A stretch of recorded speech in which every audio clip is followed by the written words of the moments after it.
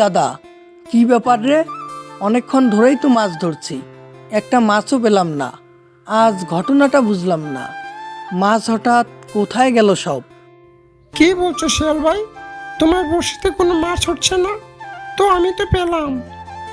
কি বললি? তুই মাছ পেয়েছিস? কিন্তু আমি তো একটা মাছও পেলাম না।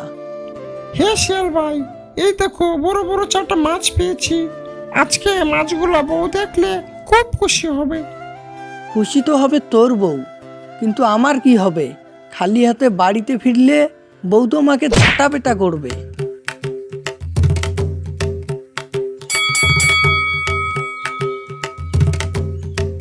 এই গাদা, একটা কথা তো আমি ভুলেই গিয়েছিলাম। কি কথা শিয়াল ভাই? আমি মাছের জন্য যে খাবারটা নিয়ে এসেছি, এটা তো অনেক দামি খাবার।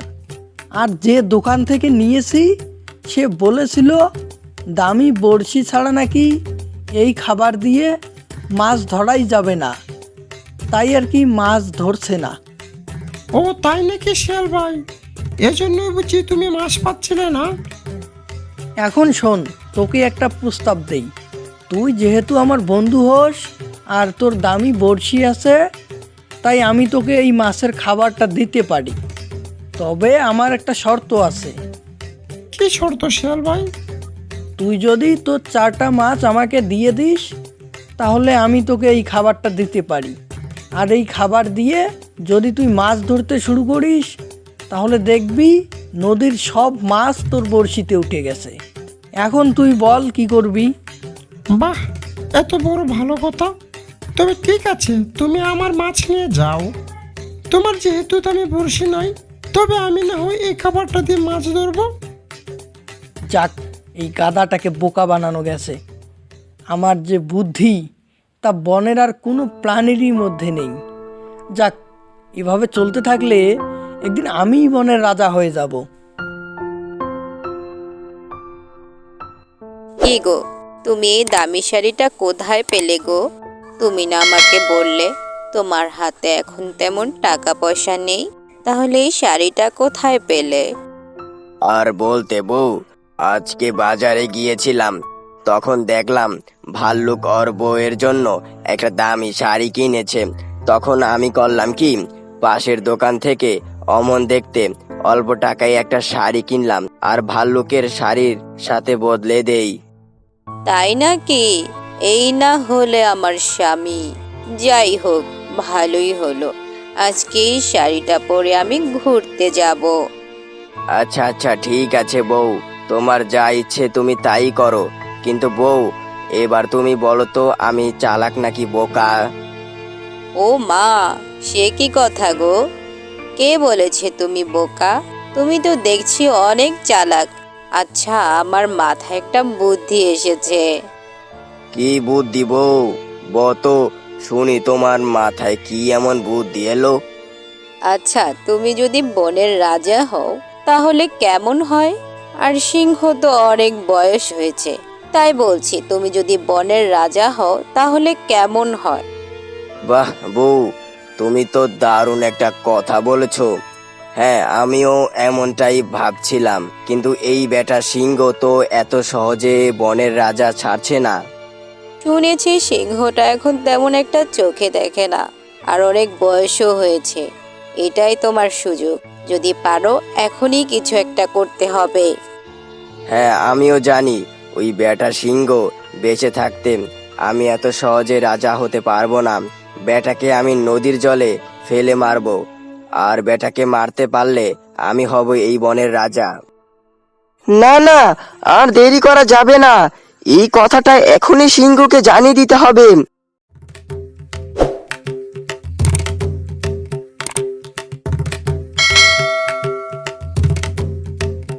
কি বলছিস কিরে বানর?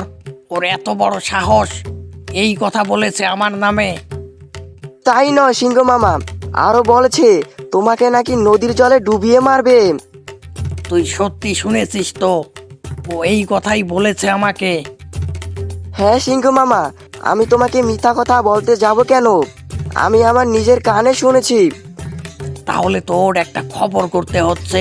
দাঁড়া, বেটাকে একবার হাতের কাছে পেলে ওকে বেড়ে গাছের সঙ্গে ঝুলিয়ে রাখবো। কি কি বললো সিংহ মামা? বলেছি ওকে মেরে গাছে ঝুলিয়ে রাখবো।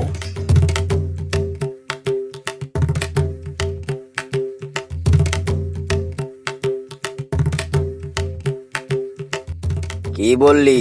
সিংহটার এত বড় সাহস! ও বনের রাজা হয়েছে বলে যা খুশি তাই করবে? হ্যাঁ বাঘ মামা, সেটাই তো কথা। আর বনের রাজা সিংহ হলে কি হবে? বনের সব প্রাণী কিন্তু তোমাকেই রাজা হিসাবে মানে। হ্যাঁ হ্যাঁ হ্যাঁ, এটা মন্দ বলিসনি।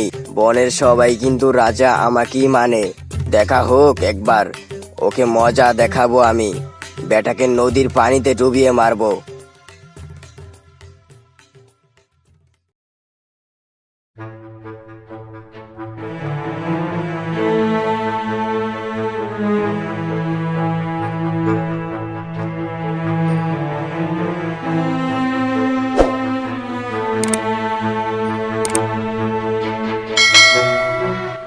কিরে বেটা বাঘ, আজকাল দেখছি তোর সাহস অনেক বেড়ে গেছে। তুই নাকি আমাকে মারতে চাস, আবার শুনছি তুই বনের রাজা হতে চাচ্ছিস। হ্যাঁ, তুই যেটা শুনছিস তা ভুল শুনিসনি। আমি তোকে এর আগেও অনেকবার বলছি আমাকে রাজা বানিয়ে দে, কিন্তু তুই আমার কথা শুনিসনি।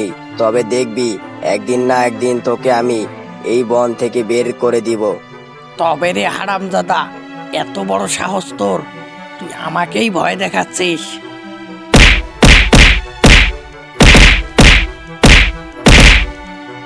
আহা, এই দেখো কাণ্ড।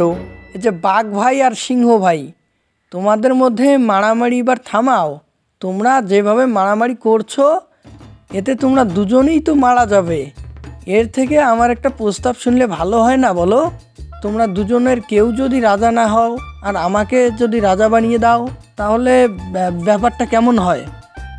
ও আচ্ছা, তবে এই ব্যাপার। আচ্ছা, তুই যেহেতু বলছিস, তো তোকে তো রাজা বানাতেই হয়। এই বেটা বাঘ, দাঁড়িয়ে না থেকে চল আগে এর রাজা হওয়ার স্বপ্ন মাটির সাথে মিশিয়ে দিই।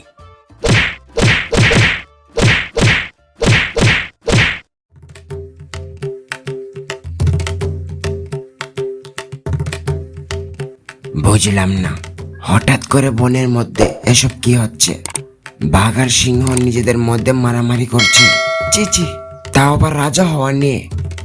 এ কথা তো আমিও ভাবছি, কি যে এসব শুরু হলো। আমি আসার সময় দেখলাম বাঘ আর সিংহ দুজনই মারামারি করছে। এ বলে আমি রাজা, আবার ও বলে আমি রাজা। না না, এটার কিছু করতে হবে, না হলে সামনে খারাপ কিছু দেখতে হবে। তাহলে তুই এক কাজ কর, বনের সব পশু পাখি মানে সবাইকে এ ব্যাপারে জানিয়ে দে। বনে যেহেতু নতুন রাজা আছে, তাই এ ব্যাপারে সকলে জানা দরকার। তবে ঠিক আছে, তাই হবে।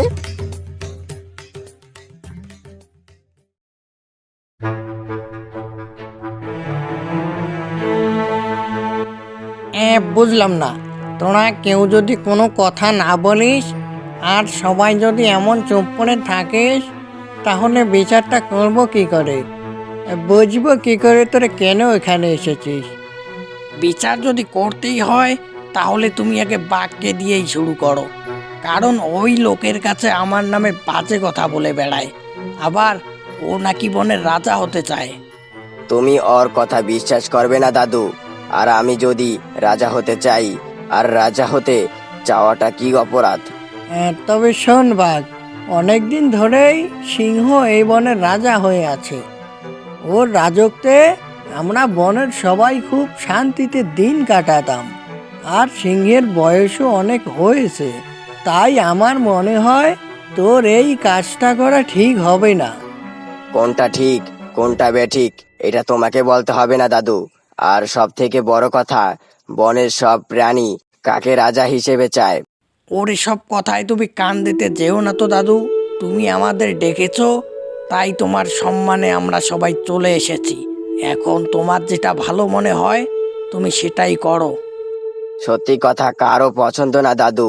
যখন নিজের রাজত্বের উপর টানাটানি চলছে, তখন তো এসব কথা বলবে। এর সব কিছু বাজে কথা দাদু। তুমি জিজ্ঞেস করো সবাইকে, বনের সবাই রাজা হিসেবে কাকে চায়। কি হলো দাদু, তুমি এত কি ভাবছো? আচ্ছা ঠিক আছে, বনের মধ্যে একটা ভোট করা হোক। এ ভোটে যে জিতবে সেই হবে বনের রাজা। দাদু, তুমি যদি আমাকে অনুমতি দিতে তাহলে আমিও এই ভোটে অংশগ্রহণ করতাম।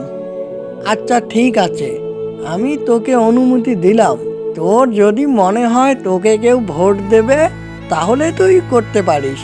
তাহলে এই কথাই রইলো, 10 দিন পর বাঘ, সিংহ আর শিয়ালের মধ্যে ভোট হবে। যে এই ভোটে জিতবে সেই হবে বনের নতুন রাজা।